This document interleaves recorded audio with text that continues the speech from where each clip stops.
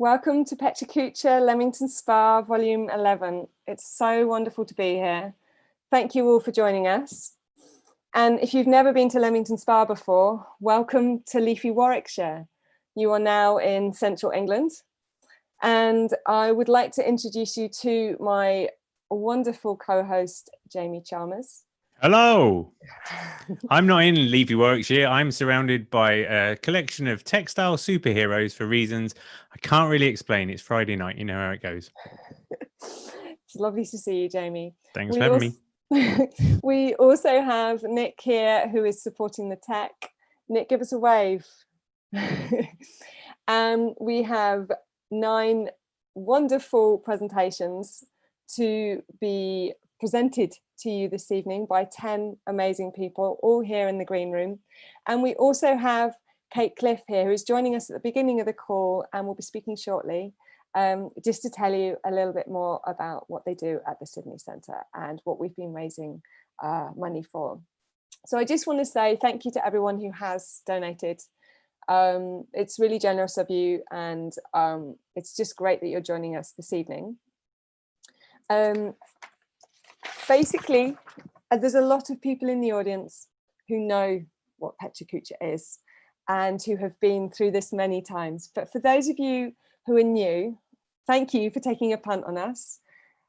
PK is a format. It's a format for presenting whereby all of our speakers can only show 20 slides, and they will all change every 20 seconds out of their control. They only have 400 seconds to win you over, basically, to tell you their story. And what we say to them is just tell us something that you're passionate about, and that will come through, I assure you. So it's a format that was devised by Klein Dieckhoff architects in Japan, and it's now been going for, I think, 17, 18 years, and you can find it in towns and cities all over the world. And we've been running in Leamington since 2018. I've been running it. I should say my name. I'm sorry. I've introduced everyone else, but apart from me, my name's Sarah Lowry. And yeah, so I've been running it since 2018. And since COVID hit us, we've gone online. So this is our 3rd online one. Obviously, we hope to be analog again and in a room. But for the time being, get your snacks, get your drinks, get comfy, and we hope you enjoy this evening. So I'd just like to take this moment to introduce you to Kate Cliff from the Sydney Centre. She is the manager there. Kate, welcome. Hi there, thanks Sarah. And it would just be great to hear a bit about what the Sydney Centre is and about the gift voucher scheme, which we're raising money for. It would be my pleasure to tell you all about it. So Sydney Centre is a community centre. We're based in South Leamington Spa in the heart of an estate called Sydenham, and we strive towards a kind of Bath Place model, if any of you remember that from round back in the day.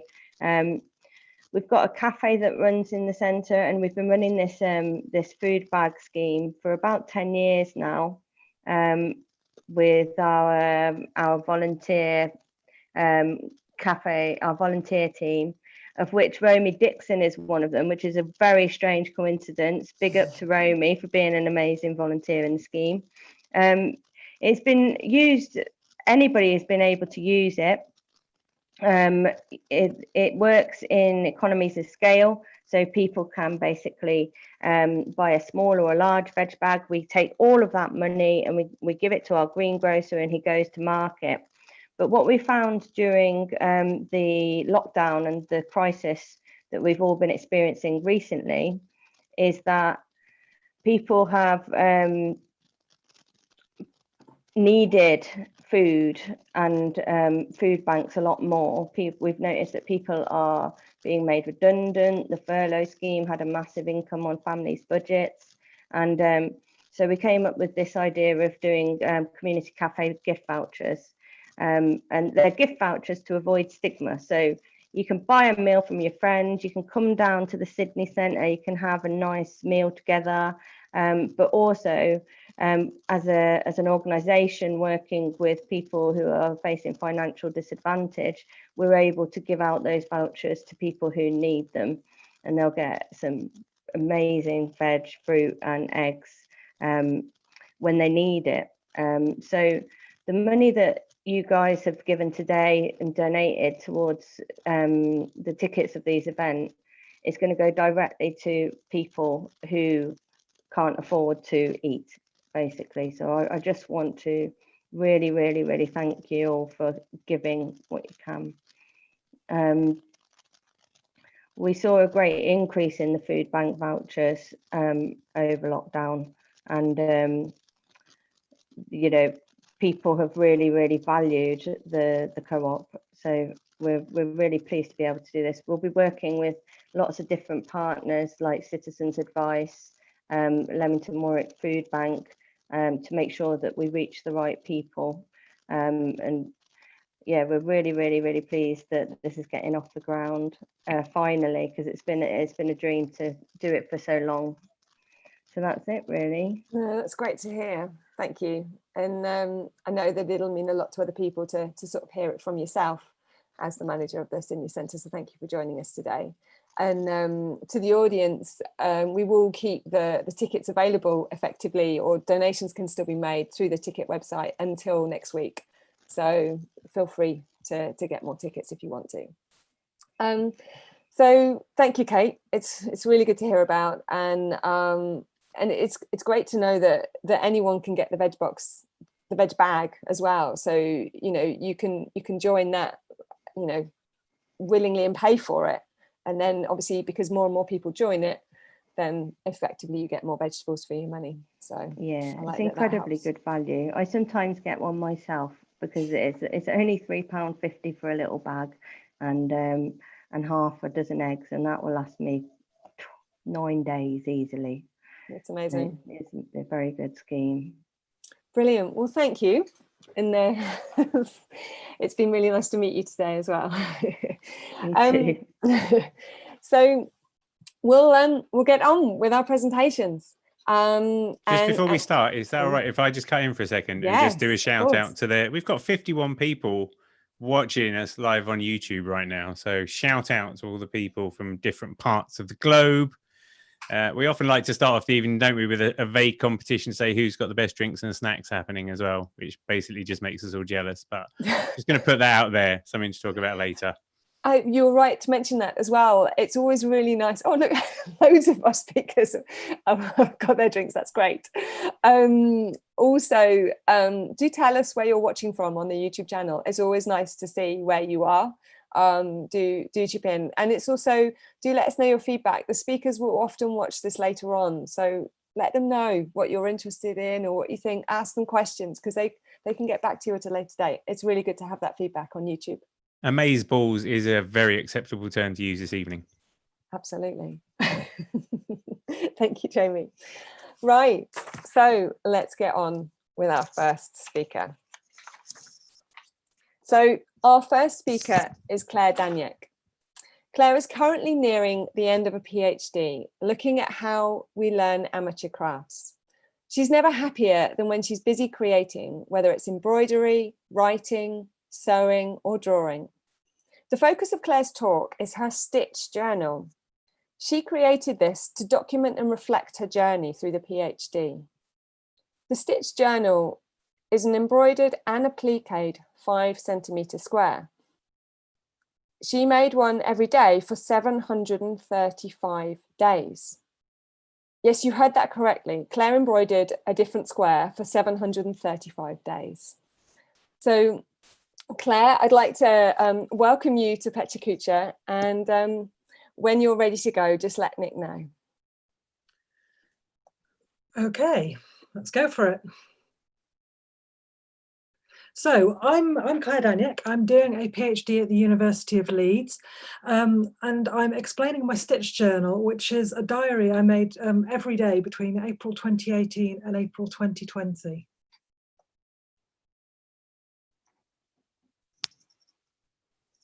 Does it need to change? Oh, it is brilliant.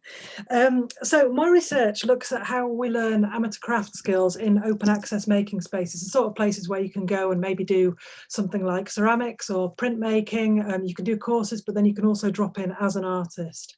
So I'm very much hands-on, giving things a try as a way of learning how to do them. Oh, here we are. You can tell I've practiced my timings and then it's all gone wrong. So this is David Gauntlet. He's a theorist of making, and he's really big on actually doing the thing, getting stuck in and giving things a try. And I was really interested in that as an approach, which is also known as ethnography, being among people, researching alongside them. This is a red thread, as is quite obvious. So the red thread's a really common motif across all sorts of things, whether it's fairy stories or there's something in Chinese folklore about it, but also there's an education theorist called Pat Thompson who talks about it running through a thesis and making sense of a doctoral thesis. So I thought that was a really interesting idea. And here you see the red thread. It is in the first square of my stitch journal, which I started in April 2018, when I was busy doing loads of writing and feeling a bit sad that I wasn't doing anything by hand. I've got piles of fabric sitting around, so this is a very large piece of linen, and this was the first square that I put on it. So the idea of stitch journal is not something I've come up with at all. There's all sorts of people who do it. Yeah.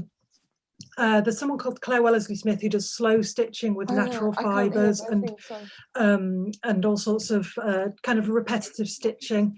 Lynn Harrigan, hers is very much pictorial about the Canadian prairies. So do you want me to do it? I'm happy to do it. I created I'd like to do it. Some rules. I'm just hoping Sarah will mute herself at some point. I created some rules which were about a 5 centimetre square every day, an entry for every day, so I ended up having to catch up at points, no unpicking, and just about like one moment from each particular day. Yeah, you'll see why no unpicking is important in a moment. This book is my Bible. I've been sewing since I was 7 or 8, and I got this as a Christmas present when I was 7 or 8. It's actually a really amazing book. It's proper like kids' paperback book, but it's just full of all sorts of useful things about dressmaking. I do loads of dressmaking, and it's got some simple embroidery stitches, and it's what I've used to figure things out. So here in a slightly out of focus picture, sorry about that, is one of the things I've been doing is sharing things on Twitter and on Facebook as I've gone along, and on Instagram. People got really excited about the picture on the left, which was of some tomatoes that I'd grown because they look like tomatoes. But the thing on the right, which is about a breakthrough in my creative practice, well, my sewing practice actually, people just did not understand. This is the one about unpicking. So I was making trousers and a top, and as you can see, the ones on the left of the screen are the kind of the outside of the stitch journal, and the other ones are the back. The trousers in real life and on here went together fine, but the top, if you just look at the top on the right, it's just basically a bit of a crime scene, and yeah, it just got worse and worse. I live in the Yorkshire Dales, and one of the ways I've been using the stitch journal is to give a bit of a portrait of my world. So the one on the left-hand side of the screen is of a walk I often do near me. The two on the right are both from Aberdeenshire, going to visit a friend. And this is just a way of kind of just showing other people where I live and what I do. These are about kind of notes to self. There's quite a lot of these in the stitch journal. Some of them are about kind of reflecting on my thesis. So how can we make knowledge visible? What stories do I tell myself? And some of them are just reminding myself to take opportunities and not be shy. This one, as I say, I share a lot of what I do on Facebook and on Instagram and Twitter. And doing a PhD can be a really tricky business, can be really isolating, regardless of coronavirus and everything else. But I've always been really keen to kind of make my experience, share my experience, and then others can talk about the experience as well. This is quite obviously about my pets. My pets are a big part of my life, and there's quite a lot of cat hair in particular on the stitch journal because I can't wash it. The one on the left is my cat Eric, who gets everywhere and generally insists on sitting on my lap. The one on the right is Max, who just has enormous paws and thinks he can sew, but he really can't because he's got paws, not hands. what I said about not missing a day, every time I've gone away, I've taken a strip of fabric and then sewn that onto the main stitch journal. So the one on the left is in Nice Airport. I'm actually embroidering a Nice or a Nice biscuit. I'm never quite sure which. The one on the right is in Lanzarote on a very sunny hotel balcony. So these are kind of like holiday snapshots or, yeah, postcards. This one, because people all over the world have seen it, I found out that some people in Australia were using the stitch journal as a starting point for making their own stitched reflections on their doctoral experience. So that was a really exciting moment for me, that other people had taken an interest. This one is, bearing in mind that these are only 5 centimetres square, so it looks a bit weird at this size. This is actually coronavirus. This one was back in mid-February when we didn't quite know what this strange disease was, and it was something that people were talking about. So those various current affairs sort of moments in the mix, if you like. And this one, this is the final square of the stitch journal, 735 days later, that red thread still kind of twisting and turning its way through, still going on. There's a poem by a man called William Stafford talking about the way it is, which is about a thread that carries on going throughout life. Whatever else is happening, you're always following that thread. And I think this sort of research very much feels like that. And this is the filled piece of fabric. So this is 735 days of thrills and spills and belly aches, to quote Happy Mondays. There's some things that are very kind of overt, and then there's some things about my life that are quite oblique. But I think that's the same with any journal. It's, you know, it's not always explicit to others. And I finished it 6 months ago, and then last week, I've got no idea why I thought this would be a good idea, but I decided it might be a nice idea to start again. This is a much smaller version. It's only got 100 squares, and already I'm not entirely sure whether it's a good idea. I think my head's moved on. But yeah, there's a full blog for it at that web link, which I think is probably elsewhere. And yeah, there we are. That's my stitch journal. Hey. Obviously, stitching is something I'm a little bit au fait with. I want to know, how did your technique develop along the way, you know, to get to like good enough, getting the stuff done in time, that sort of thing? It's a good question. The bits at the start, because I've done loads of dressmaking and that sort of thing, I'd hardly done any embroidery, and I'm not kidding that little book was a proper lifeline. Yeah, the first bits, as you could see from the first square, were really, really crude. And yeah, it definitely, if you do anything for 2 years, you'd hope you'd get better at it. But then there was a point, I think it was the last month of it, where, you know, all the stuff with COVID was going on and everything. I think I had about a month's worth to catch up on, and they get quite basic in a whole, get it done. I don't know why I felt like I was in such a rush, but there we are. Yeah, it definitely developed over time. It improved. That's perfect. And having taught quite a lot of people needlework over the years, I always say to them, if you get like cat hairs in it or food or wine or whatever, technically it's mixed media, and that's still acceptable, really. So that's great. Nice one, Claire. Sarah? Thank you. Thanks, Claire. I'm so sorry. I did not mute myself. Oh my gosh. I spent all week saying to the speakers, whatever you do, make sure you mute yourself. Claire, sorry, I popped into your presentation there. And thank you for just talking through so professionally. So on to our next speaker. So based in Leamington, Stephen Hunt plays the accordion, and he calls the dancing in a vegetable-related ceilidh band. He's speaking today about how to play the accordion, but also speak at the same time, and what it is about ceilidhs that makes them worth doing. Stephen, thank you very much. Okay, ready?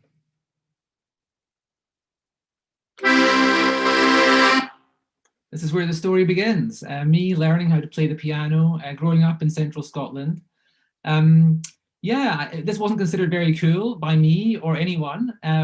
But, you know, I was more into kind of guitar music and kind of indie, but it was really important and sort of formative learning. And once I'd stopped doing the grades, I really enjoyed it. And then this is the other sort of background from my school days. This is social dancing. So the last 3 or 4 weeks of PE at school, every year before Christmas, were given over to social dancing, which also wasn't considered very cool.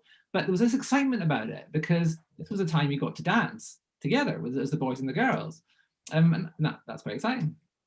So when I moved down to England, something had sort of sunk in about the ceilidhs. So I started arranging them together with friends in Cambridge and then in Leamington. That's one of the sweaty, raucous ceilidhs that we used to organise upstairs in Kelsey's in the South Town, with a hired band and collar. And that was great. But then, I had this trip in my late 20s up to Uist in the Outer Hebrides, and Fergus at the front there was hosting, and he was playing the fiddle and the bagpipes, and we had all people came round. We had the whiskey, the peat fires, and then we went to this amazing ceilidh in the village hall with just a piper and a fiddle player. And I thought, oh, this is great. I need to get into this. And my way into it really was the accordion. So for my 30th birthday, my mum and dad got me an accordion, and Fergus and Brian, my friends, got me a book of Gaelic tunes. And really that was the start of my decade, really, of playing the accordion. Now, the jump to accordion from the piano is not that big. The right-hand side is really, looks the same as a piano. You press the buttons, it lifts a valve, as you can see there, and then you operate the bellows to push the air through the valve. There's actually a series of reeds, so you can change the voice, and you can play more than one reed at a time, so you have these different voices from the left-hand side. Left-hand side is a bit more complicated. We always get asked about this, accordion players. So there's really rows of 6 notes. That's what you need to kind of be aware of. And your fourth finger, your ring finger, plays the bass notes.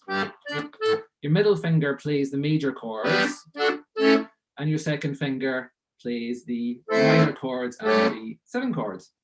And the order of these rows is not random. It's in the mystical cycle of keys. So what it really means is that the chords you're going to use together in a song are generally next to each other. And because you can play a chord with one button, that means really fast chord changes, which is really handy for fast music and dance music. So accordions are really old instruments. And so one of the great things about them is it lets you into a load of different kind of musical styles from around the world, like tango,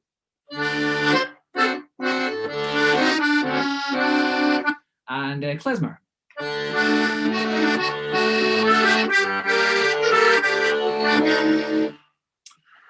The other great thing about them is that they are portable. So I basically was able to join a band, and yeah, Jane and Martin had me in Southtown. It was this folky bluesy folk band. There's actually another important part of the story here, because this was a chance for me to be on the stage in a band and getting used to that, which was really, at the beginning, I could hardly even look at the audience. So this kind of experience was really important. But all the time I was playing away at the Gaelic tunes, and then we moved to Glasgow for 6 months, 18 months. And in that time I had the chance with Fergus again to put together all these tunes into a ceilidh set. So taking all the songs and figuring out how they mapped onto the dances. So really had to put together, this is the kind of formula for a ceilidh dance here, is there's the formation of the dancers, then it's the style of the music. So you've got the waltzes, reels, strathspeys, marches, the number of kind of beats per bar, and then you have the number of steps per bar, and the number of bars per song. And that then gives you the framework for a ceilidh dance. And then really the breakthrough for me was figuring out how to call at the same time as playing the accordion, which I discovered was really just extremely boring singing. So it's like singing on the beat, except without changing the notes. So 4, 2, 3, 4. So just speaking on the note. And so once I kind of got that, I was like, great, I can do this. Then we moved down back to Leamington again. So I thought, okay, are we going to be able to do it? But then luckily I have lots of lovely musical friends. So we got together this world folk and ceilidh band, and we've been playing really together ever since. But what's interesting, I think, is that the most popular thing that we've done generally has been the ceilidhs. And so why would ceilidhs be popular? We're a long way from Uist, down here in the Midlands. Why, people like them? And I've got a few theories. I think it's because it's a bit different. I think it gets people outside their comfort zone a little bit, but especially men, I think, but not too far. It's kind of a safe space. They're very inclusive. They're very kind of easy to do. It's not difficult. And I always try as the caller to make it really clear that it's about having fun. It's about participation, not perfection, was our mantra. And half the joy is really getting it half wrong and figuring it out. So I think that's a really nice thing about it. It's also a kind of, it's a group activity that you can all do together, but it's not kind of aimless. So I mean, obviously dancing together, you know, in a disco or a club is fun, but you're kind of all kind of looking at each other. But in a ceilidh, you've got this sort of structure to improvise and to interact with each other around, you know, the circle dance, the set dance, the couple dance. And I think that, you know, that is nice. It's nice to have that structure. It also works with strangers or friends and people of different ages.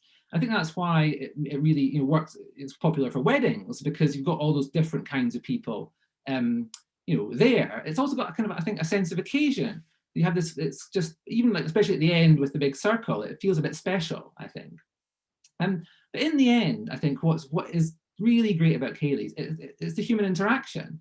It's through music and dancing, you know, and that's what's so great about being in the band, a ceilidh band, is people aren't just like listening to you and just maybe clapping at the end. They're part of it, you know, the stamping, the clapping, the spinning, you know, as you get faster and faster, there's this energy, you know, that you have with the music and the band. And that's, of course, you know, what we're missing so much in COVID. You know, we're all sort of separated from each other. And, you know, ceilidhs, of course, you can hardly imagine activity more, you know, suited to spreading the pandemic. So I'm just hoping that, you know, we'll have the chance to get back together soon and share that joy of music and dancing.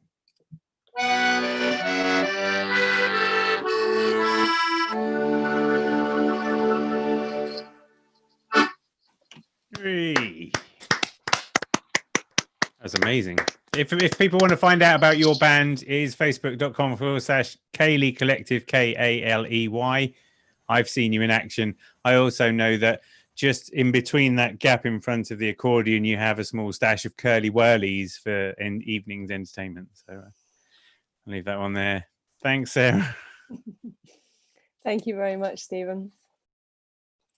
So our next speakers are a couple joining us all the way from Germany. Sonja and Christian Schulze Dieckhoff.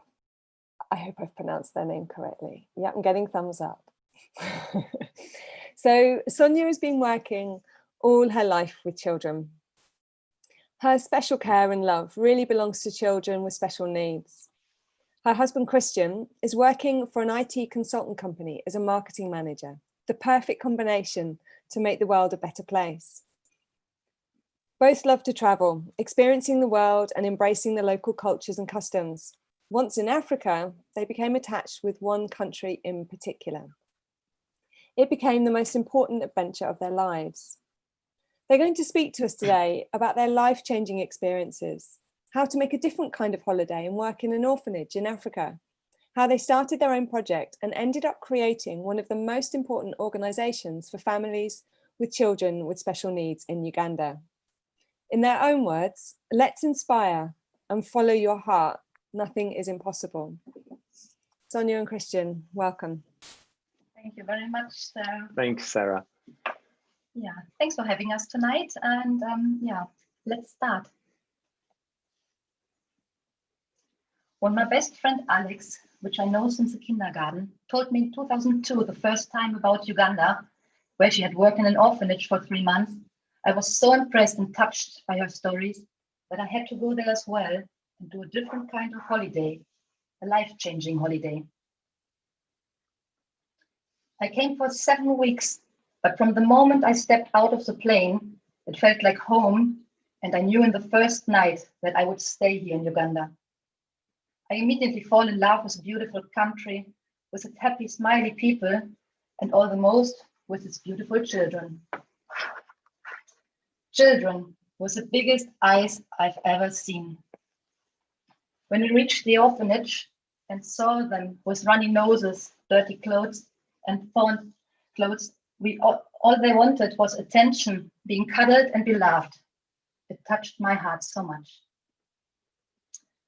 40 children between 0 and 4 years, abandoned by their families, dropped off in fields, at the taxi park, found in front of the gate in pit latrines or in rubbish bins.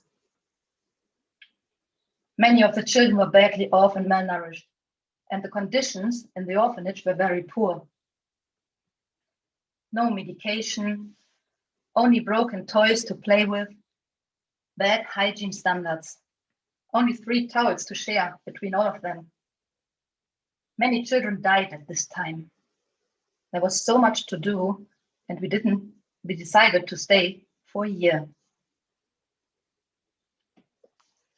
Together with another friend who set up a 2-group kindergarten in the home, we worked there every day. We also trained the local staff, painted and decorated rooms, built new toilets, and helped with hospital bills, medication, and food. We found sponsors who helped us fundraising. We got free flights from British Airways, so we could fly home and ask for sponsors and talk about our work there. 40 friends, we found 40 friends and families who supported us with €5 a month, so Alex and I could work in Uganda. After the year, we could not leave. We decided to stay. One day, a boy was found at the taxi park. He was abandoned. He had hydrocephalus, and our administrator said, "We are not able to look after children with special needs." So we started to search for a place where we could take him, but there was nothing to find.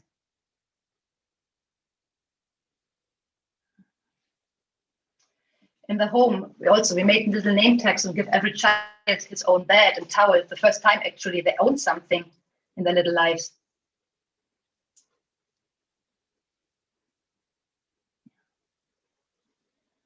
So we suddenly realized children with special needs are actually not seen on the streets. Together with Florence Namaganda, the Ugandan physiotherapist, which we met at the orphanage, we did some research and we realized that those children are there, many children, but people hide them as they believe that those children are a curse. So Florence, Alex, and I decided in April 2006 to hand over our duties at the orphanage, and we started our own project, a project to support families with children with special needs, and the Mukisa Foundation was born. We rented a house, got a team with Ugandan therapists, housekeeper and a cook, and we started with a handful of families. With Mukisa, we created a place where families with children with special needs can meet and share their happiness and their challenges. It's a comprehensive center where you get any information, advice, and support about disabilities in many different ways. By today, we have registered over 4,000 families with Mukisa. In the last 14 years, Mukisa grew to one of the most important and biggest organizations for children with special needs in Uganda. And for our 10 years anniversary, even the Vice President of Uganda came. Mukisa offers physio, occupational and speech therapy. We do workshops and parent support groups.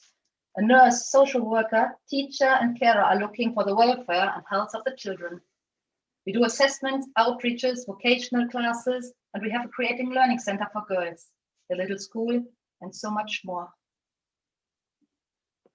When I came to Uganda the first time in 2012, I had no real idea of development aid and children with special needs. Fortunately, Sonja introduced me to the topics wonderfully. And what I saw at that time was blowing me away.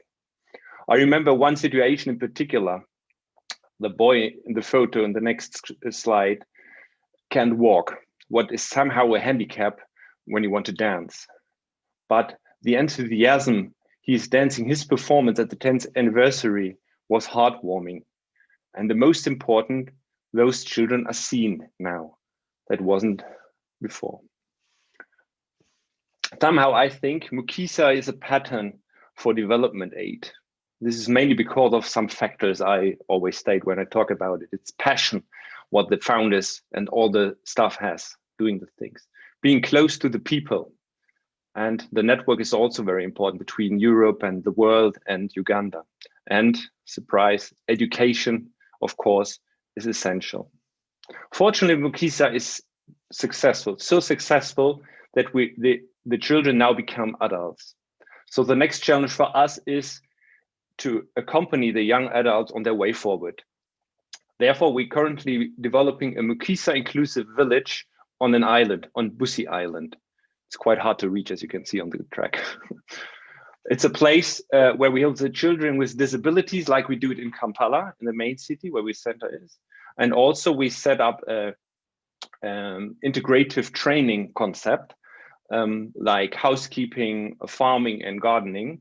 Mukisa is certified center for vocational skill training in different fields right now. So that's the next step.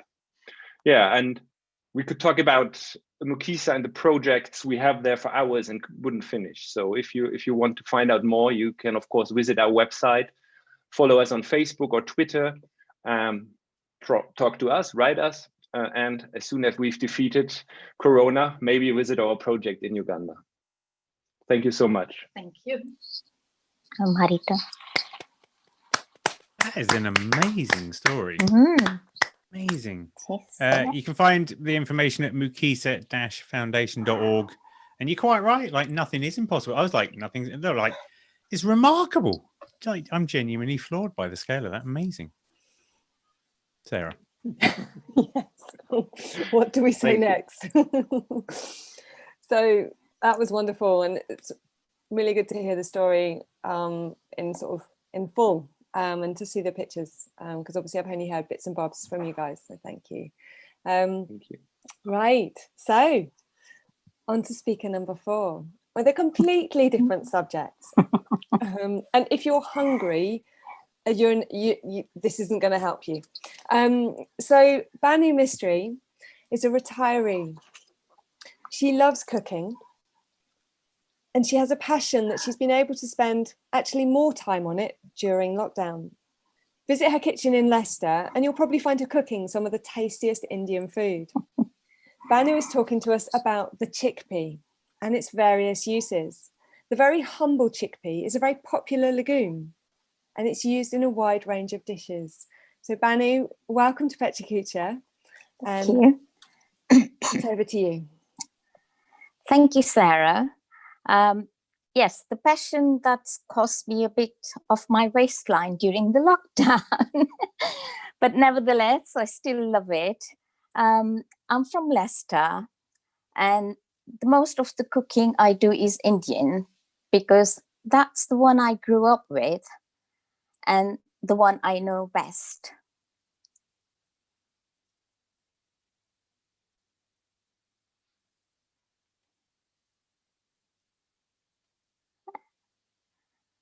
Shall I start? Okay, thank you, Sarah. Yes, I'm Bhanu, I'm from Leicester, and as Sarah said, I love cooking. Most of it is Indian cooking because that's the one I grew up with and the cuisine I know best. This is me sort of doing a talk at our local WI. I'll come on to that later. I'll be talking to you about the humble chickpea today.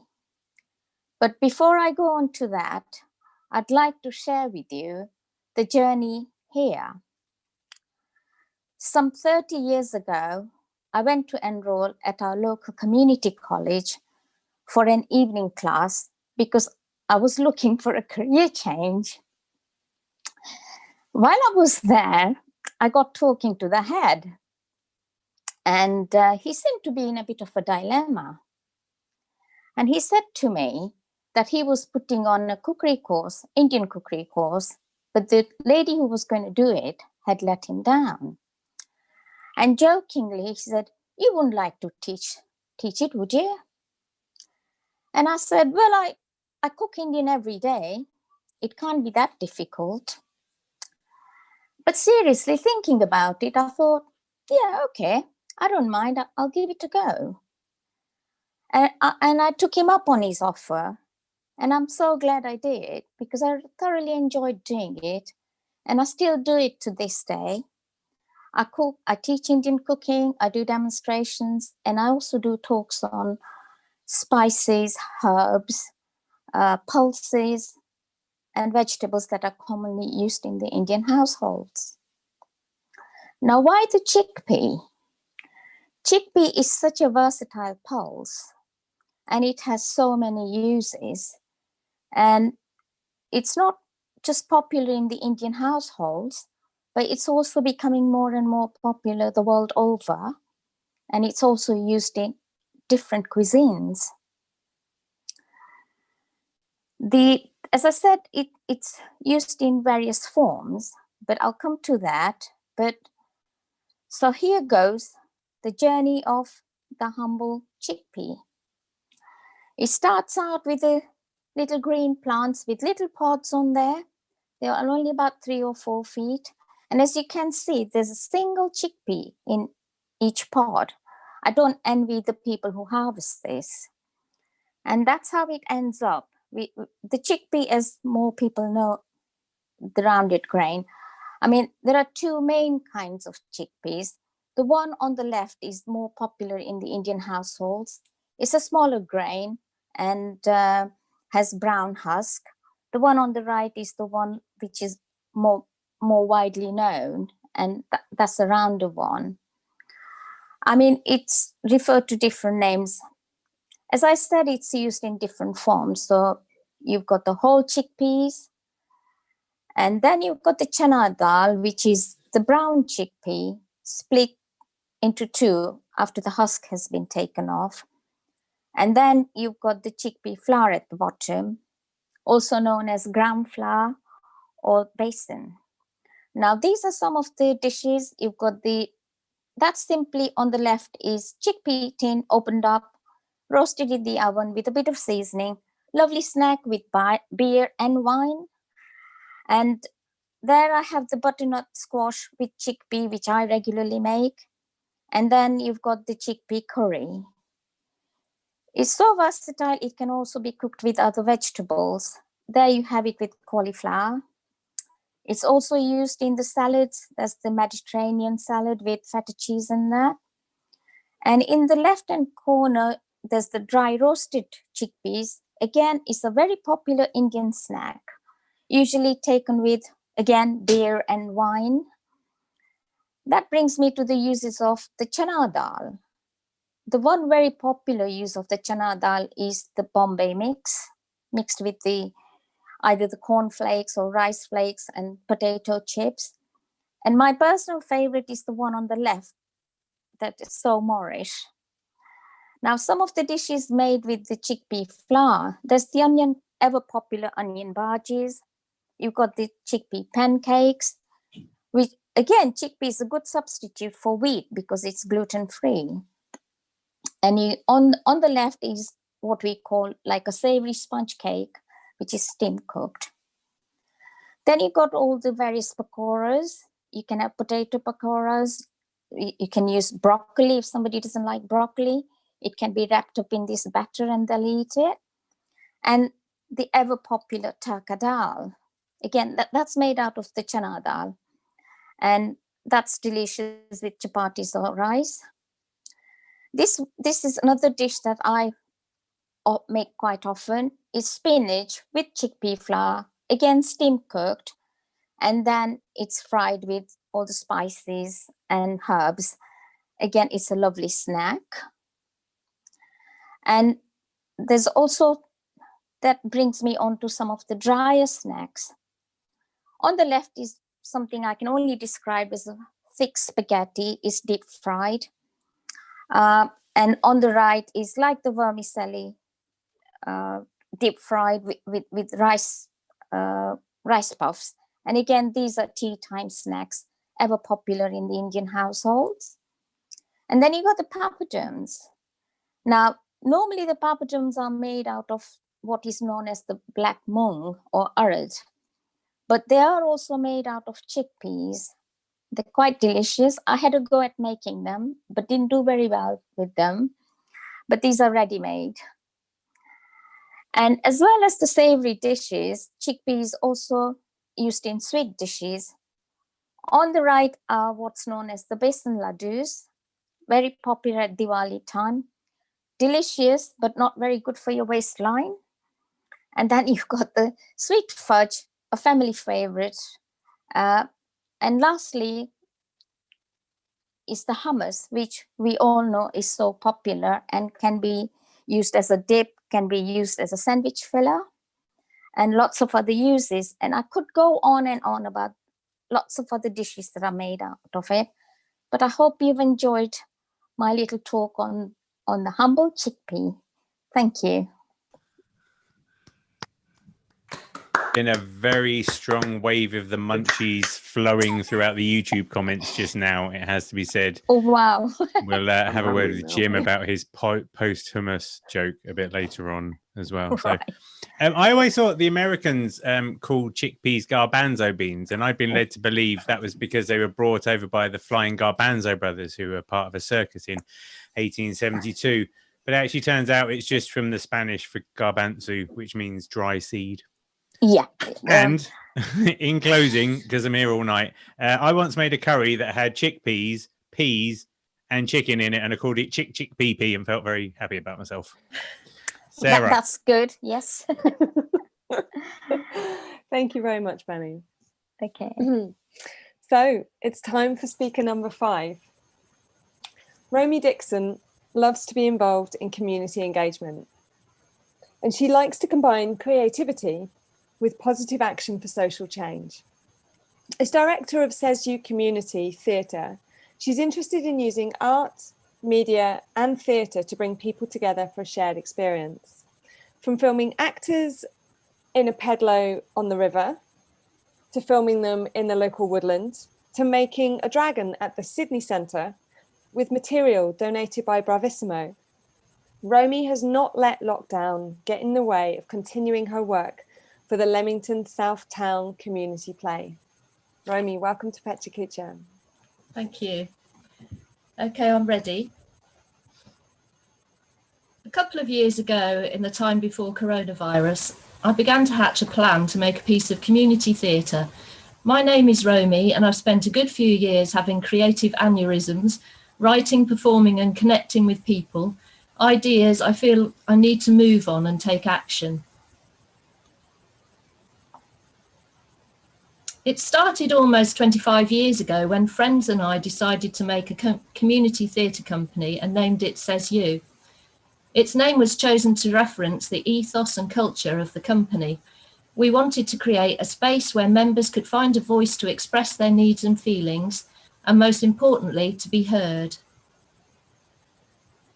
Our heyday came when the company was made up of a group of regular community performers and supporters. So a big thank you and also loving memories to all those guys. But we had to get real.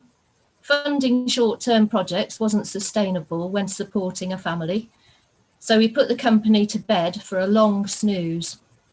I spent those years teaching drama and communications, still following this ethos of Says You, but I ended up with management responsibilities, less time with people, more time on a computer and a spreadsheet. Without a creative outlet, I felt like a husk. It was time to connect again.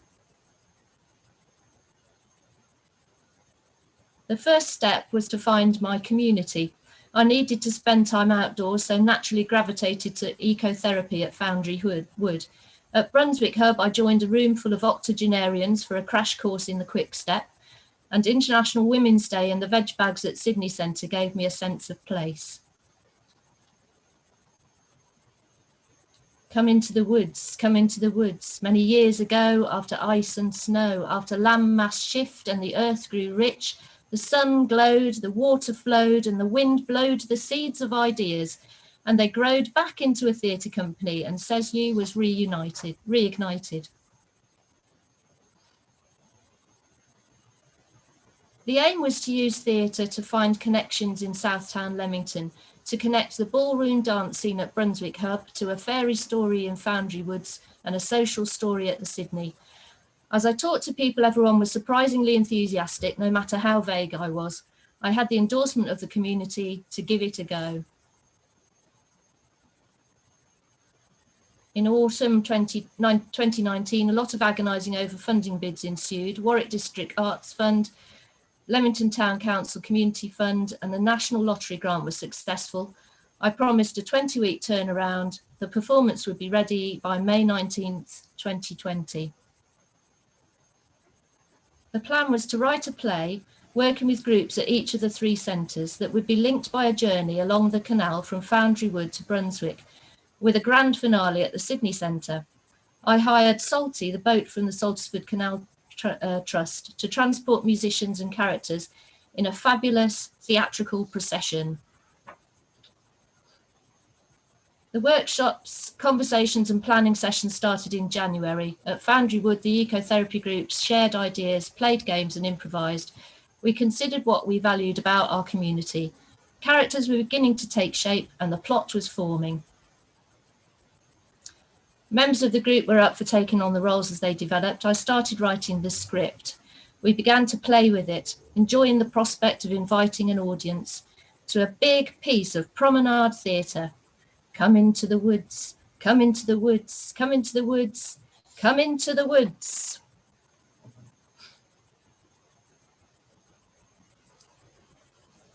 At Foundry Wood, we are deeply connected to the themes of nature, the myths and legends of ancient woodlands and forest, the cycle of nature, the broken environment and the need to heal. The message coming through was loud and clear, the participants growing in confidence and gaining a voice. Many years ago, after ice and snow, after land mass shift, when the earth grew rich, the sun rose, the water flowed, the wind blowed the seeds, and they growed and they growed and they growed until there was a wood. What's the time, Mr. Wolf? What's the time, Mr. Wolf? What's the time, Mr. Wolf? Dinner time! It's time to listen. Can you hear it? All the traffic and the motion, the trains, the planes, the industry that's causing the pollution. It's not the woods that are scary, but the things that lie beyond it. It's not the woods that will kill us, but the dirty air, the plastic sea. It's time to change our ways, you see. I linked up with groups at the Sydney Centre. I made a good connection with the pottery and craft group, and through discussion we developed some characters and ideas. We discovered a dragon, her lost eggs and her sadness, the broken cycle of nature and her extinction. I discovered that Sydenham has a lot of history to draw from. Characters began to emerge via the local history group. St. Freeman, a Saxon warrior monk who lost his head in battle and betrayal, but managed to walk with it under his arm to wash it at the Holy Well. The Knights Templar, Buffalo Bill and his Wild West show, Cobham's Flying Circus, all presenting quite a tradition of spectacle and performance in the Sydenham area. By March, we were ready to start rehearsing at Foundry Wood. We had the Green Man, the Wolf, Little Red, the Chorus and the Wise Woman. We had the Sea Captain and Norman, Colin on research and Dave on props, musicians and technical support. Our bag of positivity was overflowing. We had no idea of the massive impact that coronavirus would make. We carried on until lockdown, when it all came to a grinding stop. The centres closed. No one could meet up. There would be no public performances. May the 19th, the day of our performance, came and went, and I thought the whole project was over. However, ecotherapy was still connecting via Zoom. The Sydney Centre was still reaching out to their community. There was a small glimmer and the fire had been lit and it wouldn't go out. The group wanted to turn the play into a film. Individuals took materials and sewed dragon scales at home. In July, we could start to meet in small groups and filming began. The first episode of Leamington Southtown Community Play is being edited now, and the film will be released in a few weeks' time. Thanks to all those who have been involved so far. You can also get involved to help pull this performance together. It could still be a project worth completing, maybe May 2021. Let's just hope so. Yeah, what a great story. Super creative. You can find you guys on Facebook at Says You Community Theatre. That's SEZU Community Theatre, all one word. There's something that sprang to mind about how that project nearly went tits up until Bravissimo got involved, but I'll leave that there. And also that I heard that Creative Aneurysms was the first band name that Stephen ever played an accordion at. What a great story. Nice one. Thanks, Sarah. Thank you very much, Romy. So we have another speaker from Leamington Spa. Ed Nash is a respiratory consultant for the NHS. over the last 5 years, he's taken up landscape painting in an effort to relax after long days at work.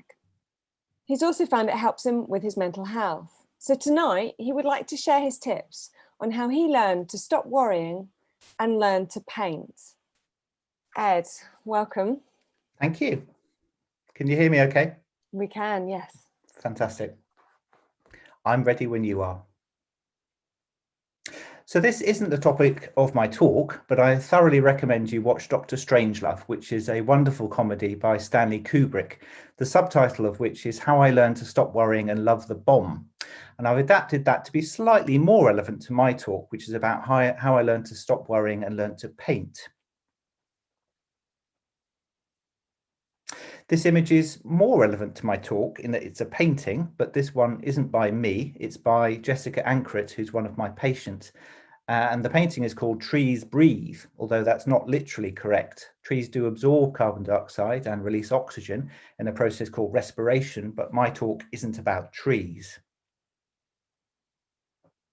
Respiration does, however, provide a link to me in that I'm an NHS respiratory consultant. That means I look after people with lung disease and specifically people with cystic fibrosis at Heartlands Hospital.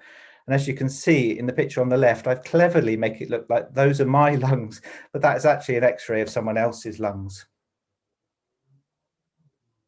What this talk definitely isn't about is my dog Kate, but I couldn't resist putting in some photos because she's the cutest dog on earth. Actually, there is a link to my talk in that being with Kate helped me relax. And when we got Kate in 2017, I certainly needed help relaxing because my job was getting increasingly stressful. Here is another of my patients demonstrating in 2017 that when you hold up a colander during a solar eclipse, you get multiple images of the solar eclipse on a piece of paper. Solar eclipses are caused by the moon casting a shadow on the earth, and the link to this talk is that my job was casting a shadow on me and affecting my mental health. And then COVID-19 happened, and my job put me in the front line of the COVID pandemic. And as you can see, I had to wear all the PPE that you've heard so much about. But unfortunately, that didn't stop me getting COVID, as you can see from my step count in March, when I basically spent a week in bed feeling sorry for myself. So I decided that I needed to do something creative to help me to relax. But what to choose? Well, for me, I had no other talents to fall back on, but instead, like my children, you may want to learn to play an instrument, learn to dance, sing, or write poetry. And a lot of what I'm about to say could equally apply to those creative art forms. But doing something creative won't just happen. You have to have the motivation to fit it into your hectic life. For instance, when we go on holiday, I go out painting instead of surfing, and at weekends, I go out sketching rather than watching Netflix. I started to find that I could lose myself in being creative, and I started to feel more relaxed when I was back at work. For painting, and as with most other art forms, it generally helps to have some dedicated space in which to practice. For the first 3 years, I was painting in my front room with people staring in at me, and that disrupted my concentration. But last year, I finally convinced my wife to get a summer house, which I've craftily renamed my art studio. For painting, I'd argue it's important to have to use decent equipment. When I started, I was using cheap brushes and canvases, and I quickly learned that you get better results with better quality equipment. If you want it to remain a hobby, you might be happy with using cheaper equipment, but I wanted to try to sell my paintings, so I invested in better quality equipment. Something that's more contentious may be the importance of taking lessons. I did art A-level, and I know plenty but I know plenty of artists who are completely self-taught. If you are going to take lessons, I'd suggest that they should be local, that you attend regularly, and that you expand your comfort zone by learning, for example, how to paint still lives or attend life drawing classes. As one of my favourite artists, Ken Howard, said, painting is no different to playing the piano. You've got to practice every day. And that does sound quite daunting, but I do tend to agree. And the same goes for other creative art forms. But remember, you're not aiming for perfection, firstly, because that's not possible, but also you can actually cause more stress to yourself rather than help reduce stress by aiming for perfection.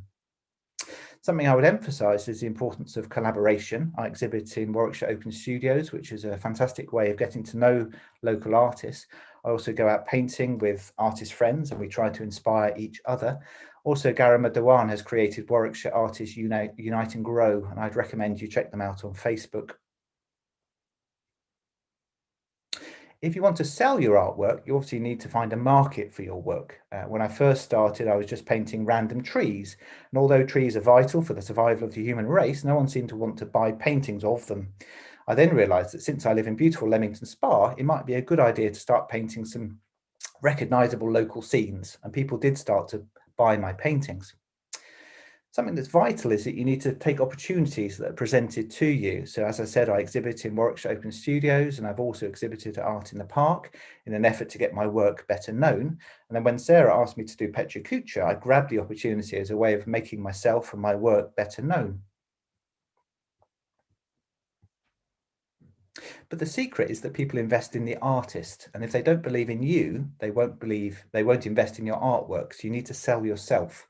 You're all familiar with these platforms for selling yourself, but you need to bear in mind that, for instance, Instagram attracts a younger audience, whereas Facebook reaches an older demographic, but they tend to have more disposable cash to invest in art. Again, if you want to sell your artwork, you have to be prepared to be a salesman and sell yourself and your artwork. So here we go. These are acrylic landscape paintings of scenes around Leamington, are all available to be purchased. And if you'd like to consider purchasing one or more or all of my paintings, just contact me. My details will be on the last slide. Again, selling yourself is vital. So here are some more of my paintings. Top left is the rapeseed field near the Saxon Mill. Bottom left is Finham Brook in Abbey Fields in Kenilworth. On the right-hand side are two paintings of the Riverside Path adjacent to Victoria Park in Leamington, where I walk Kate the Cockapoo. And talking of Kate, here she is to remind us all that exercise is a vital part of staying mentally well, and for instance running on a treadmill is a good way of relaxing and can help to relieve stress and improve your mental health. And also, given the current COVID pandemic, you obviously need to stay safe and wear a face covering when you're told to. Thank you for listening, and here are my contact details. You can also follow me on Instagram at Ed Nash Art, or contact me directly. I've got a stall at the Covent Garden Quarter Art and Craft Fair on Warwick Street in Leamington on Sunday, and my paintings are also for sale in a lovely little shop called Number 30 on Smith Street in Warwick. Thank you. 20. Amazing. It's really beautiful art. There's a real, I felt like there's a sort of elegant surety to the way you do things. You look at your work and you go, there's a man who knows what he's drawing. And there's just I don't know, really lovely work. Thank you, Jamie. Congratulations. I have literally, when it comes to nice art, I have nothing irreverent to say. That's probably the gift. That's my gift to everybody now. Sarah. Thank you, Ed. So speaker number 7 is Jeffrey Haas. Jeffrey is joining us this evening from Surbiton in Surrey. And in 2006, he started the Asia Pacific Poker Tour. So he brought televised poker tournaments to Macau, Korea, and the Philippines. He's going to share some stories from his adventures producing the first televised poker tour in Asia. Welcome, Jeffrey. Thank you very much. I have really enjoyed everybody's talk so far this evening. Thank you so much for sharing. I feel a bit like the corporate outlier on the positive social change rocket, but will do my best to provide some interesting stories. I'm ready. I grew up in Toronto, Ontario, Canada, playing poker with some of my idiot friends. These are Jay Englishman, Captain Q-Far, Florida the Fourth Dimension, and Noah Egelnick. None of us were cool enough to date girls, so we used to play cards for pennies, nickels, and dimes at Gary Wise's house. We played everything: kitchen games, draw, stud, fiery cross, deuces, jacks, man with the axe. It was an extraordinarily fun time. And this is a photo of my mom playing cards with some of our extended family. I'm not sure what the game is, but I love her smile here. My mom passed away 10 years ago next week and never had a chance to meet my grandchildren. She was awesome and supported me in everything, and like myself, loved cards and playing games with friends. As well as playing poker, learning about technology and working my way up various ladders in my career, I also spent my 20s learning how to break shit. I studied Taekwondo, Hapkido, Gumdo for years. I spent a lot of time learning how not to get punched in the face. And despite that, I still got punched and kicked in the face quite a bit. I also learned about unconscious body language signals, something that has proven to be infinitely valuable in my life. In 2005, I moved to Sweden. I was managing product development for PokerRoom.com and the On Game Network. And somehow I ended up producing the On Game Network Poker Classic tournament in Barcelona. This is the trophy from that event. It was an extraordinary, challenging, fun, and rewarding experience, creating world-class poker tournaments, and I wanted to do more of that. I met Isai Scheinberg, the founder of PokerStars, around this time. Isai wanted to recruit me as the country manager for Canada or head of CRM, but I wasn't interested in those jobs. He asked me what I wanted to do. I said I wanted to open up Asia for PokerStars. He thought about it for a moment and said, okay, gave me a credit card and sent me on my way. And in 2007, I moved to Hong Kong. And this is a photo I took from the peak on top of the city. It was only after I started my new job that I learned about Søren Lightman, standing here on the right. We were both effectively hired for the same job and had to self-organize. It was an interesting moment in organizational behavior. We had very distinct but complementary skills.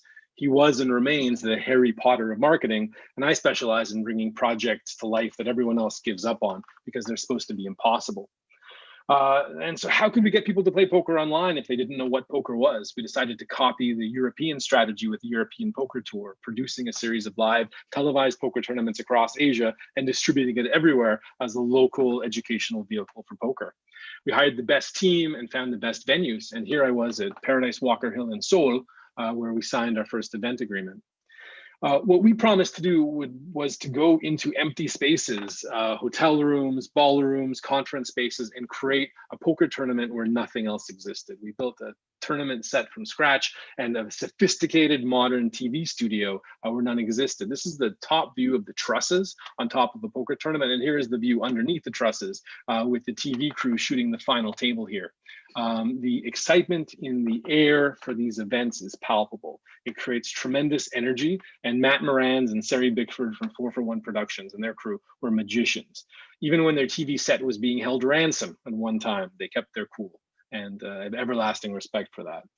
One of the really fun and slightly surreal things we did before every one of our events was we held a press conference and then a shuffle up and deal ceremony. The world's best poker players attended some of our events and sat down with us at these press conferences. On the left-hand side here, we have Joe Hashem, 2005 champion, and Chris Moneymaker, 2003 champion, Elke, etc. And we would go not only to the poker tournaments together, but to create color for the TV shows. We would have these tremendously fun experiences. And I had the chance to go to a Taekwondo studio in Seoul, Korea with Team PokerStars Pro and watch them try to break shit, which was really fun. Joe Hashem, however, was actually used to study and really showed his skills. I had a lot more respect for him after that. Building upon the surreal aspect of it, in 2007 at the first PokerStars Macau event, we had Freeze, a very popular Cantonese pop band, come out, and their fans were extremely loud, as were the media. It made me feel like I had the opportunity in this moment to seize upon something and create something that was very large by crossing over from different cultural elements. At that same event in Macau at the Grand Waldo Casino, this is the top-down view of this organized chaos. A poker tournament is about sustained tension and interest, as everybody sits down at the table equal and then works with their cards and using their skill and knowledge and ability to evaluate other players at the table to make their way to the final table. And this is the final table you're looking at right here with Danny McDonough, the tournament director, in the bottom, and myself on the right with Mike Kim from Korea.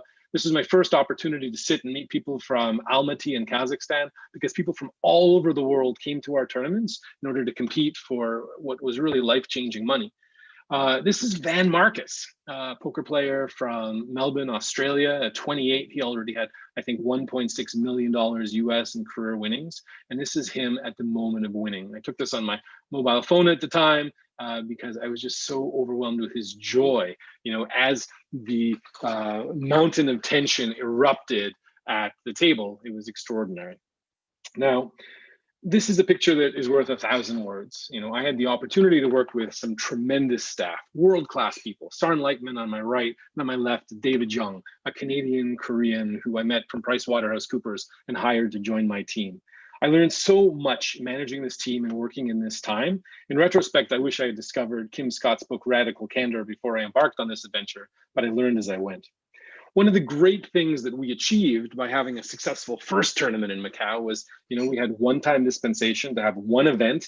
We had to meet our obligations in respect to driving poker tourism and gaming diversification. We met those promises, and as a result, the government gave us the opportunity to open a dedicated poker room, which we did and thrived for many years. Here on the left-hand side is Danny McDonough, the greatest tournament director in the world, Søren Lightman, Joe Hasham, and myself at the final table of APPT Sydney in 2007. It was really a great moment after a very long season, and we were celebrating quite a bit afterwards. The APPT was a tremendous opportunity for me to flex my liver muscle, for sure. And along the way, I met some extraordinary people who were great friends in my life. David Saab on the right-hand side and I have had extraordinary experiences together. Sean Callender, Ali Nelson, and Jen Barr, who was used to be my Japanese language teacher while I was living in Tokyo. I mean, just extraordinary people. And we had an opportunity to touch the culture of the moment and create something really special. And I spoke earlier about the surreal aspects of my job. I mean, here's a great example of me featuring in a popular Japanese manga book at the time, which was talking about poker and what the APPT was creating as we were trying to make our way into Japan. And we ended up creating with Hiroshi Shimamura, the Japan Poker League. And we set out to do the almost impossible without realizing the odds. I was polite, I listened to everybody's needs, and I found a way through. And in the process, we created a shining cultural moment. And the last point I'll make is the timing for this talk is interesting because almost 14 years ago, since I moved to Hong Kong and started building this business, PokerStar's new owners have now turned it off. It was contributing 65 million pounds sterling in annualized EBITDA. I think that's a pretty good business to have built for a small town boy from Canada. Thank you. That's a remarkable story. I mean, I was going to make a comment about how me, you, and Nick look like a sliding scale of hairiness, but the only thought that sprung into my mind is that my wife has always said she can picture me being highly successful, and I'm afraid when she sees that presentation, she's going to realize she's picturing you, my friend. Congratulations. That's a great story. Sarah. Thank you, Jeffrey. So our next speaker has another completely different subject. Amy Dudbridge is the founder of Your Site Matters, a web design company based in Leamington Spa. Formerly an engineer in the food manufacturing industry, Amy not only has a fascination for how things work, but how they can be better. She applies this principle to all areas of her life. Amy is going to explain how the bad press surrounding plastic could actually be doing more harm to the environment than good. Amy, welcome. Thanks, Sarah. Can I just check you can hear me okay? Yeah, we can. Excellent. Okay, I'm ready to go. Hello, everyone, and thank you for having me on tonight's Pachaka Chair. I'm Amy Dudbridge, and tonight I'm going to share with you the surprising things I found out about plastic packaging while completing my dissertation research project with Cardiff Metropolitan University. First, a little introduction to who I am. Today I live and work in Leamington Spa, running my web design business, Your Site Matters. Prior to this, I spent 8.5 years in the food manufacturing industry, working as an engineer for a company that makes very clever weighing and packaging machinery. I have spent a lot of time in food factories the past few years, particularly chicken factories, and it has never failed to surprise me just how much plastic there was within these factories. So why the reliance on plastic? Well, it happens to be a fantastic way to package meat, poultry and fish. Let's look at a typical meat tray that you would find in a supermarket. The product goes in a plastic tray base and is then sealed with a film top. Just before sealing, the tray is filled with a gas mix that gives the product a longer shelf life. That seal doesn't just keep the gas in, it stops germ-filled meat juice from leaking out of the tray. The plastic packaging protects the product, keeps it fresh and clean, and keeps the supermarket shelves and the rest of your shopping clean as well. It's lightweight and easy to transport. The supermarkets can label it and display it easily on the shelves, so it's a winner for them as well. The problem comes at the point you need to throw the plastic away.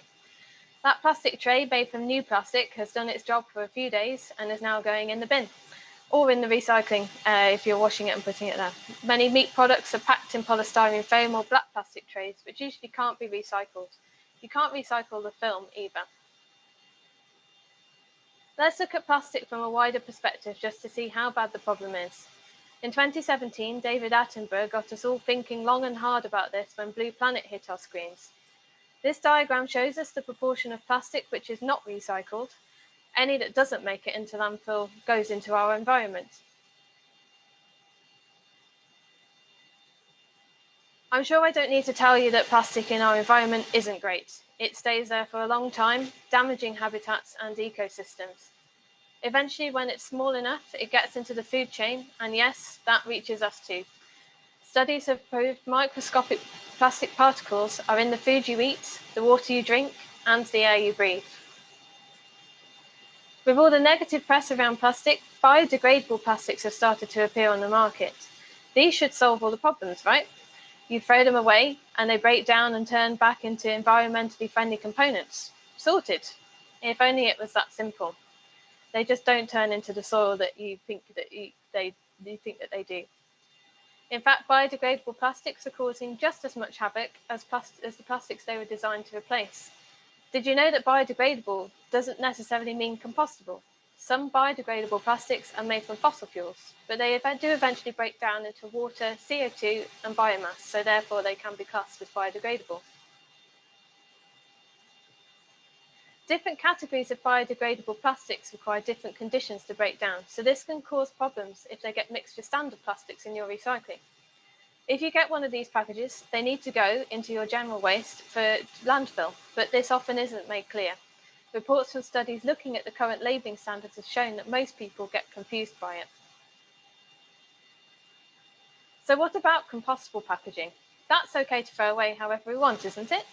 Won't it just turn into soil in a few weeks? Unfortunately, no, it won't, unless it has an environment with the right amount of oxygen, humidity, and a temperature of 55 to 60 degrees C. It will sit in landfill or wherever it's been littered for a good long time. Does that mean you should put it in your council's compost waste collection then? Or in your home compost heap if you've got one? That would make sense, wouldn't it? Well, no, this is part of the big problem with compostable packaging. Based on my survey, which had 300 responses, people aren't sure where to put it, and most dispose of it incorrectly. The process for breaking down compostable packaging is in-vessel composting. UK local authorities typically do not have access to these facilities, and the government have no plans to support more of them.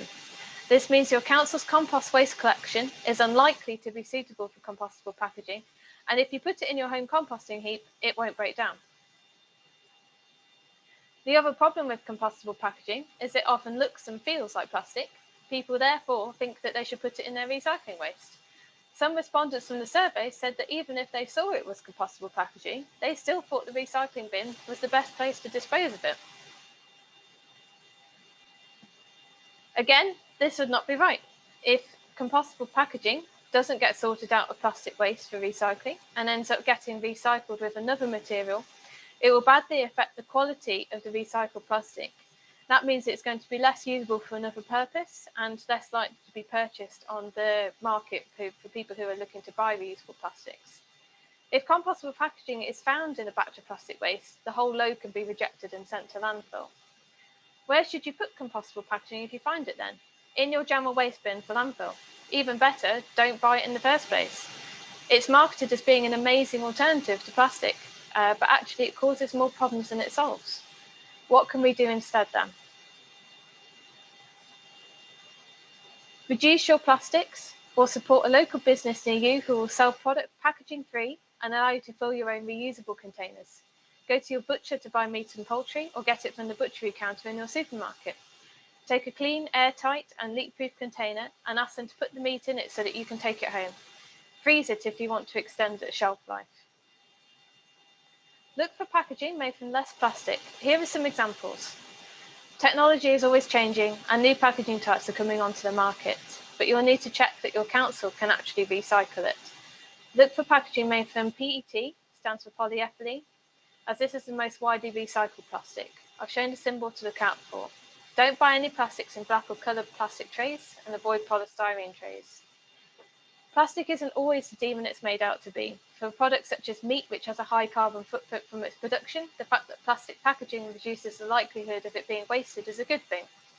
The key is that plastic packaging should be contained within a circular economy so that it can be recycled multiple times. There's a long way to go to reach this goal, but you can help by following the suggestions I've given in this talk. Thank you so much for listening. Please feel free to connect with me on LinkedIn if you'd like to find out more about what I've shared with you today. Conducting the study really opened my eyes. Please do share the messages with those you know, as the issues surrounding plastics affect us all, and only we can make the changes to make a difference. Thank you. Oh man, that's a lot of, God, my head is spinning. Putting compostable things aren't, I just don't really understand. However, doing my bit to help the plastic revolution, I've been conflicted between the difference between, you know, plastics and what we should do with them and the vinyl revival. So I'm actually experimenting with a new paper and soy-based record system. If you want to find out about that, visit itsnevergonnawork.com. Thank you, Sarah. Yes, my brain is blown. Wow. Yeah, I need to change a few things. It was very good, Amy. Thank you. So we're down to our last speaker now. So speaker number 9 is Jim Head. Jim is joining us from London, and he likes to play with ideas and design. But he does keep getting distracted, thinking he needs to move a mountain first, with a bucket and spade probably. Jim is going to tell us about the 20 topics he could have used for this talk, but didn't. Jim, are you there? Okay, yeah. So yeah, buckle up, keep your arms and legs inside the vehicle, and yeah, let's go, let's try. So yeah, I was asking some people at work to put on a Pechacucha and thought I should really do one myself too. And I just had too many ideas. So I thought, well, why not 20 topics I could have chosen for a Pechacucha but didn't. Why not be that nutty? And so here we are. I went through a phase about 8 years ago when I was trying to say yes to everything. And yes to everything for the whole year. So if there was a party on that was an hour away, no excuses, just say yes and commit. And this all culminated in going on a road trip across Europe for charity. I didn't know the guys doing it that well, but I was invited, so I said yes. And it was 7 days of 11 hours in a car. We didn't really get to see the cities we drove through. It was actually not that much fun at all. It was a huge chore. So definitely a time I said yes and regretted it. I just realized it wasn't really my thing. Like, you know, hanging out with a guy in a banana costume is funny for about 20 seconds. And then you're in a car with him for 10 hours. You're like, oh my God, what am I doing with my life? So many questions. So that kind of was the end of me saying yes to everything. And the last 7 years I've been a little bit more straight. I thought I could just look on Google and see what Google had for advice of 20 lists of 20 things. And this was surprisingly good. There's 20 things we should say more often to each other. How can I help? You're not alone. You matter. I forgive you. I've got your back.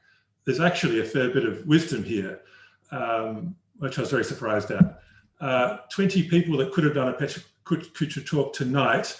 So this would be me taking a little screenshot of everyone's profile photo on YouTube, watching from home, and saying, you too could have done a talk. And I would just have 20 slides of each person trying to encourage people to try new stuff. You get the idea. 20 things that never fit me. I'm quite tall. I really like Paul Smith and what he does in his clothes. There's no chance any of his stuff is ever going to fit me. I can wear his underwear and socks and that's it. But one size never fits all. That's a total lie. I could easily do 20 things that never fit me as a talk.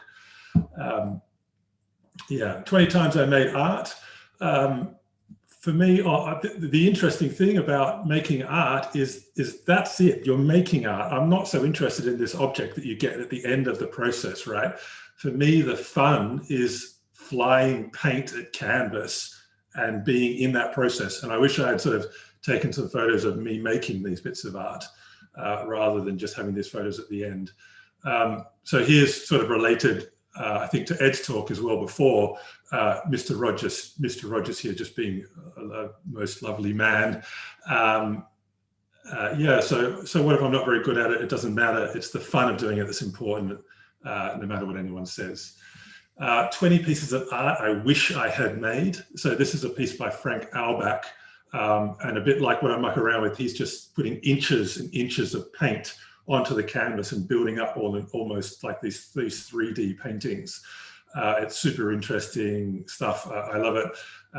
There's a great photo of his studio where there are just sort of like 5-litre tubs of paint everywhere, and there's like 4 inches of paint spilled over the floor, and it's all so ambitious. I love the ambition. You know, when we think of doing some paint, we go, oh, I'll get a little paint set and have a little go. He's just getting buckets and buckets of paint and doing all this crazy stuff with it. I love it when you let go of constraint, where things can take you. 20 buildings I love. So one that stands out, number 1 is Taliesin West by Frank Lloyd Wright. This is a studio he built, would invite 20 students a year into the desert to teach them architecture in the middle of Arizona. I love the building. I can't really explain why. I love his stuff. 20 of the best trips I did before I got old and boring. I used to go skiing every year, just like it's adventures in the big open outdoors. That's Chamonix on the left and Iceland on the right. The photos don't do it justice. That's my number 1 recommendation for an adventure holiday in Europe, is get over to Iceland. It's just like awesome. 20 times I pushed the limit and had instant regret. So all the time, how do you find the limit if you don't go past it a few times? Maybe this talk counts as pushing the limits and having some regret. We'll see. Yeah. So crazy ideas that never went anywhere. Again, I get these daily. I was trying to organize one of these ski trips and wanted to get everyone there on a train. And then I found out you can actually rent a whole train from Eurostar. I was like, well, how much does that cost? What would it take to sell 600 tickets? Is this a good idea? It's probably not a good idea. And that didn't really work out. 20 bets. I was sure I was going to win, but didn't. Someone told me that Budapest is named after the north of the river Buda and the south of the river Pest. And I thought, that's the dumbest thing I've ever heard. It makes no sense. It's like North Sydney was Sid and South Sydney was Knee. No way. So he bet me £50 and I was wrong. It's totally true. Budapest is named that for that reason. I do that kind of thing a lot. 20 photos from my wedding. Everyone likes their own wedding, I would think. Maybe everyone likes thinks their own baby is cute. So I wouldn't subject everyone to this, but I could certainly put that talk together quite easily. There's a little preview of my suit. Yeah, 20 photos I shouldn't share. So here's 20 photos of Bonnie looking into, I could do 20 photos of Bonnie looking straight into the camera, my wife. I think there's something interesting in when people are looking straight in the camera, even on this talk tonight, who really looks right into the webcam. You're looking at the screen and looking elsewhere, and you can really increase your connection with people by eye contact. It's quite hard. You can't look at the camera and something else. 20 accidents I had. So this is a motorcycle accident I had. I fell off a bike and smashed all my teeth out a couple of years ago. I fall off my bike probably once a year. Again, how do you know the limits unless you're pushing past them sometimes? I'm sorry, Mum. Yeah. 20 talks I didn't finish and really didn't follow the rules. I think this is number 18 and I might be on the last slide. So yeah, thank you very much for indulging me. I yield my remaining time back to the speaker, Sarah. That's it. That is very meta. See, now I prepared 20 responses that I didn't use. So here are 4 of them. I eat so much hummus, I might be post hummus, but that one got stolen from me. It turns out it's worth 3 in the bush. You get down from a duck. And I was addicted to the hokey pokey, but I turned myself around. Literally, there's no way of knowing what these Pechakucha events are going to throw at us, or Pachakacha. just say it properly once for the heck of it, Sarah. What the hell, you know? What an amazing collection of speakers. What an eclectic. That's the best thing about this, isn't it? You do not know what you're going to get. It's like one of those mezze platters from 15 different countries, probably with some chickpeas in it and everything. It's amazing. Thanks. Congratulations to everybody for very great presentations. Well done. You're all super chilled now because you finished, and it's just me now for the next 4 hours. No, thankfully, Sarah. Wow.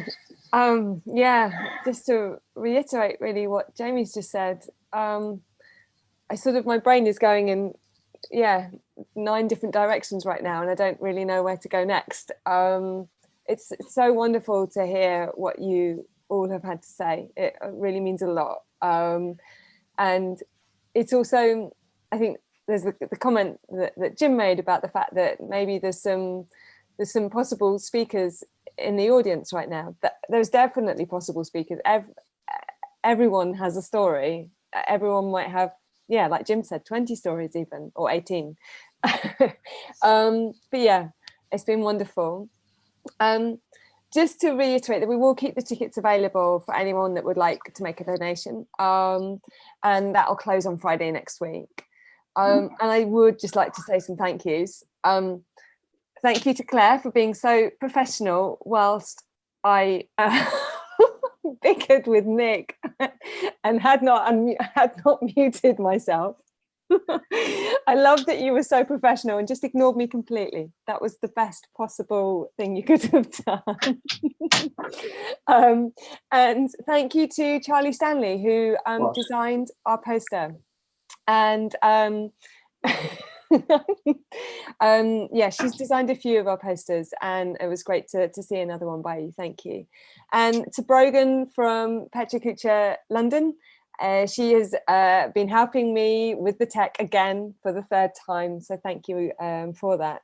And to Nick for all of your technical support during this evening, yesterday, Wednesday, Tuesday, and all the other days.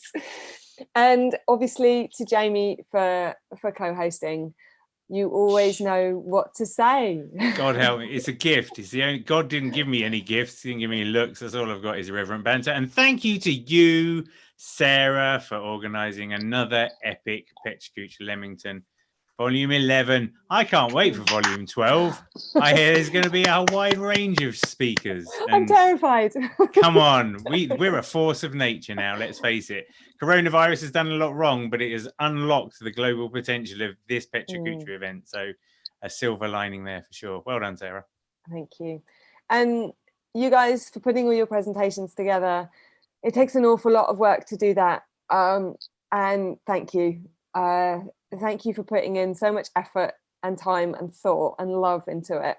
It really shines through, and I hope you enjoy watching it back at a later date. And obviously we'll keep it online, so people who've missed it will be able to watch it at a later date.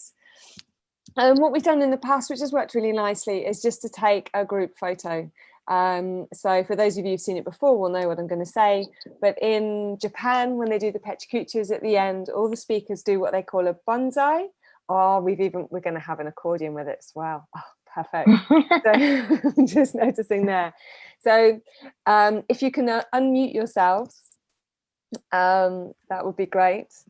So turn all your microphones on. And then for those of us who are not holding accordions.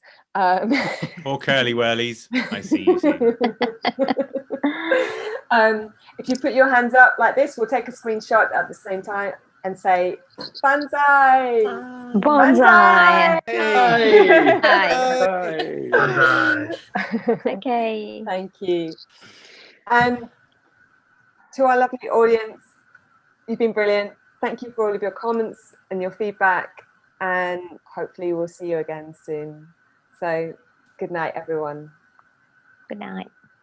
Good night. Thank you so much. Thank you. Thank you. Thank you. Good night. Bye-bye. Good night.